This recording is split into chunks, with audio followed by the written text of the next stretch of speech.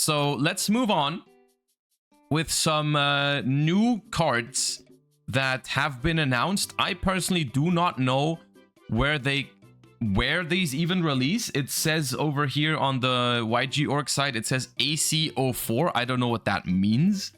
But we are getting, this is Allure Queen support. Now, this was not on my list of stuff that I wanted support for or that I was expecting support for. This is basically a, this is from like 2006 kind of stuff. This is, I think, Cyber Dark Impact is the Allure Queen archetype. And that is like 2006 or 2005. Like the Allure Queen level 3, level 5, level 7, and that was basically it. They released 2005. No one has ever, to my knowledge, no one has ever played with these cards. Because they were, even for the time being in 2005, these cards were pretty bad. But here we are. The specific cards here were in the Reigns anime. Okay, so I did not know that. I did not know that the Allure Queen archetype had like a revamp in the Reigns anime. I did not know about that. That's why this is basically a complete surprise to me. Let's just look into it. I don't have any particular expectations to it. Like I said, it's not like an archetype that I really want to be good or whatever. I don't particularly care about the Allure Queen archetype, but let's see. Link 3 Dark Spellcaster Golden Allure Queen.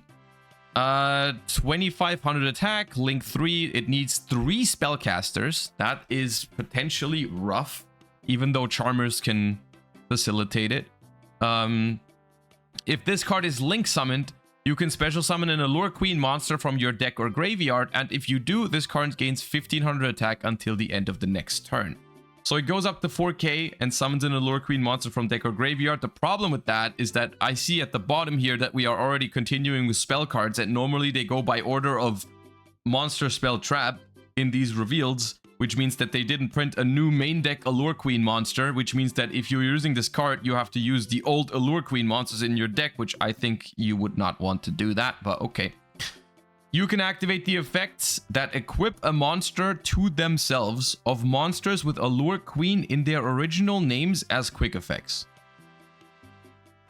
Okay, there's no way around it. I'm gonna have to look at the old Allure Queen cards. I have no choice. Okay, hold up.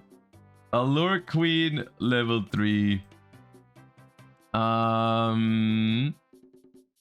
Once per turn, during your main phase, you can select a level 3 or lower monster your opponent's side of the field and equip it to this card. If this card would be destroyed by battle, the equipped monster is destroyed instead. During your standby phase, you can equip... Okay, by sending this card to the graveyard while it's equipped due to this effect. Okay, so... that is neat.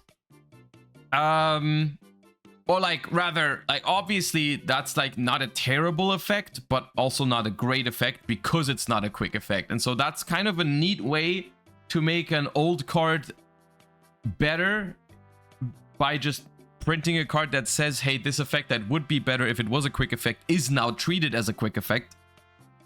I assume that this one does the same, but with level 5 or lower. Yeah, okay. So this one is... if this was special summoned, okay, that's even worse. So you can't even summon level 5 and use that effect right away. Right? Because this one, if you go link monster summon level 5, then it doesn't have the effect. But okay, so basically you still have to go into level 3.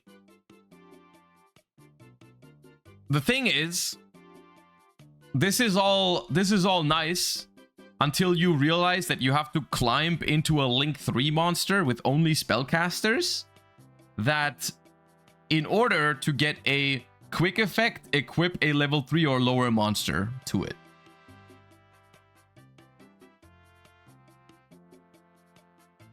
Does the quick effect modification affect the during only the own main phase?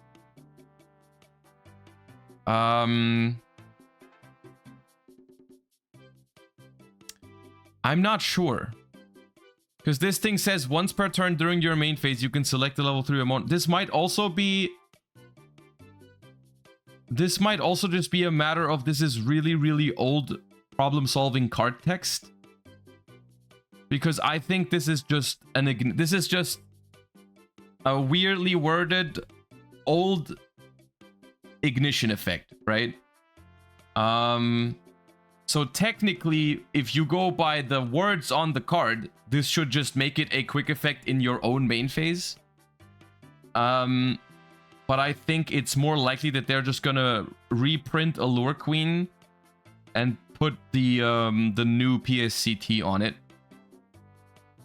I would assume the way this is going to work, this is not confirmed or anything, but if they update the PSCT for this card, I think they would just this would just say once per turn you can select a level 3 or lower monster on your opponent's side of the field, which would be the modern problem-solving card text, which would basically have this, like, this during your main phase is technically a not necessary, right? Because an ignition effect can only be used in the main phase anyways, right? So yeah.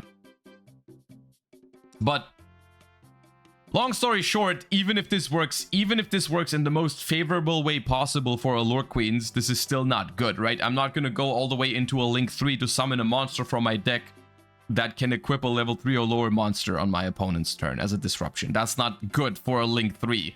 Like, you can go much better. Once per turn, when your opponent activates a card or effect, quick effect, you can destroy one card on the field. Also, Allure Queen monsters you control cannot be destroyed by card effects for the rest of this turn.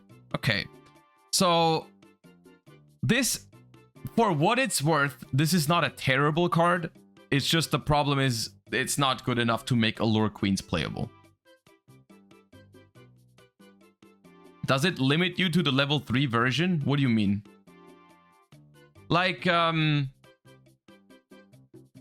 you can summon level 5 with this, but the problem is that level 5 does not have an effect if you summon it with this, right? Level 5, this card only has the effect if it was special summoned by the effect of Allure Queen level 3.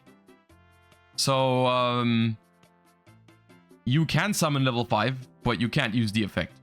What about level 7? I assume level 7... Once per turn during your main phase, if this card was special summoned by the effect of level 5, you can select the monster. Yeah, this can equip any monster, but only if it's been summoned with level 5. So, yeah, you can summon level 5 or 7, but they won't have an effect. They're basically vanillas. Allure Palace. You can only use the third effect of this card's name up to thrice per turn. Okay. Spellcaster monsters you control gain 500. Allure Queen effect monsters you control gain this effect. You can send this card equipped with a card by its own effect to the graveyard. Special summon a spellcaster monster with 1500 or less attack from your hand or deck. You can send one card from your hand to the graveyard, take an Allure Queen monster from your deck, and either add it to your hand or special summon it to your opponent's field.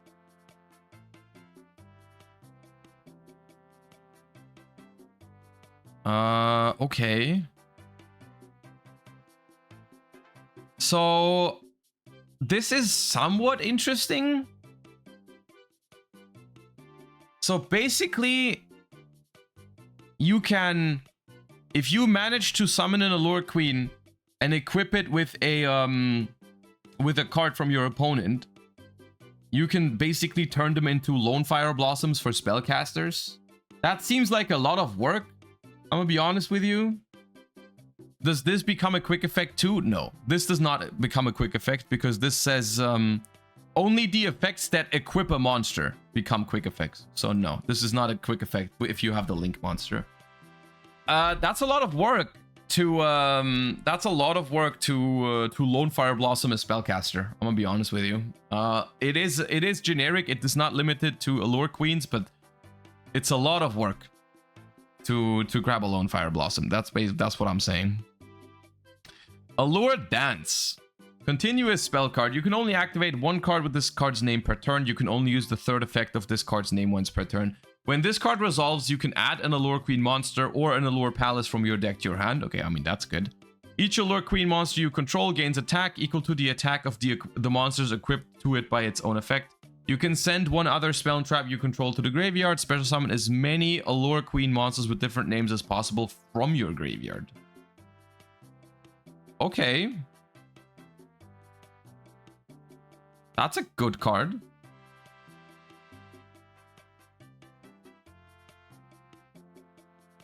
on activation, search, boosts all your Allure Queens, and can revive a bunch of different Allure Queens from your graveyard.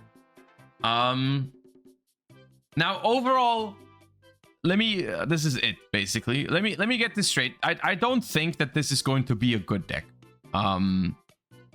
The last card is by far the best one, but overall, still, I don't think you're gonna turn this into an actual deck.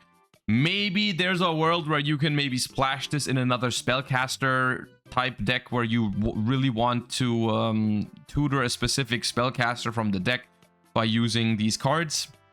But I don't think that this is going to be meta relevant. But I still like these cards because the way I feel about the Allure Queen cards, the original Allure Queen cards, there are a lot of cards from back in the day that I look back on and I'm like, they never really, they put some work into creating this concept of, for example, these 3 separate Allure Queens, level 3, 5, and 7. They designed them in 2005, and then they just kind of left them. No one played them because they weren't good enough, and they never revisited it at all, right? And so I kind of like that they are doing a little bit of catch up on that and just being like, you know, we're gonna update these super old cards and maybe make them at least a little bit more synergistic and not completely terrible, and at least have some sort of identity to the let's call it an archetype, right? And that's kind of cool, right? In case anyone is a fan of the Allure Queens, I guess you can try to play around with it, and maybe it ends up being like a deck that's okay to locals with, for example, right? But like competitively, I don't think you're gonna build an Allure Queen deck. Not good enough. But in general, I am a fan of the fact that they are revisiting these super old archetypes that never really made that much sense, and they are giving them some sense, you know? So yeah, for what it is, I'm fine with it. When we are gonna get these cards, no idea. I don't know what AC04 is, but I guess it looks like the perfect stuff to just throw in some random set as imports. In some main set, you're gonna have the 3 cards probably at some point. Okay. And then we have another, this is from the same set. I think it's Animation Chronicle, so it's a lot of anime stuff and old school support. We have Bakura's cards from the anime, which is the Duke of Demise, a level 6 Dark Fiend fusion. Materials, 2 fiends and or zombies. So potential super poly target. I don't know if there's a great, like, if there's ever a deck that plays a fiend and a zombie. I don't know if there would be a good fusion for that already.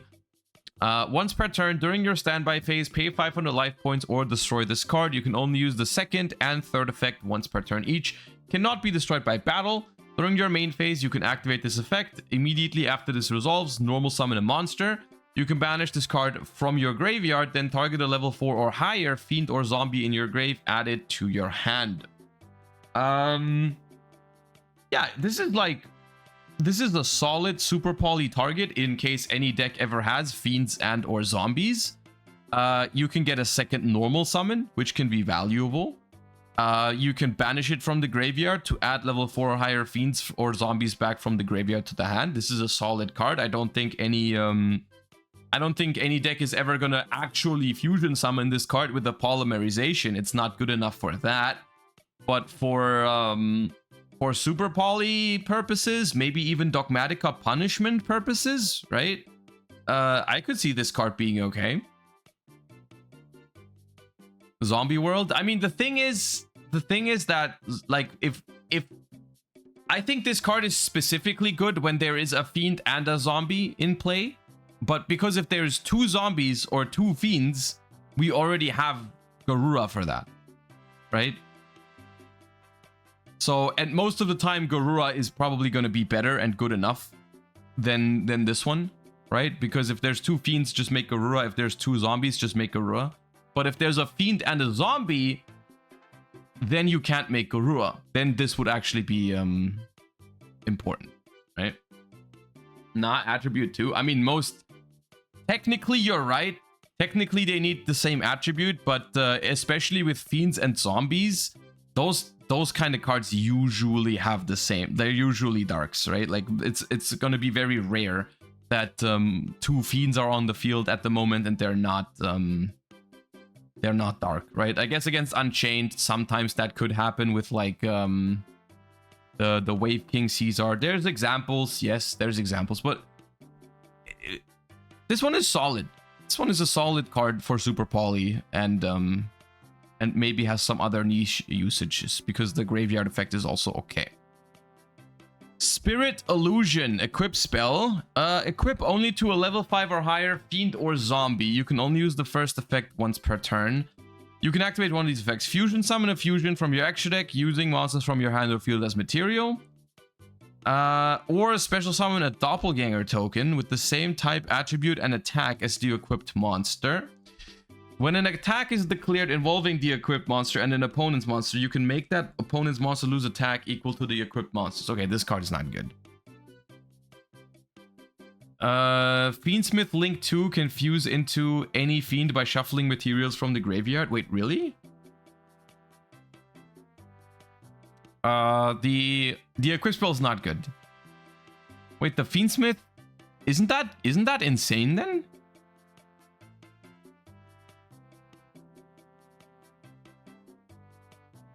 Because that's a level 6 as well. Isn't Fiendsmith like super good at making level 6s? And like Beatrice and stuff? It can only fusion summon light fiends? Hold up. Fiendsmith.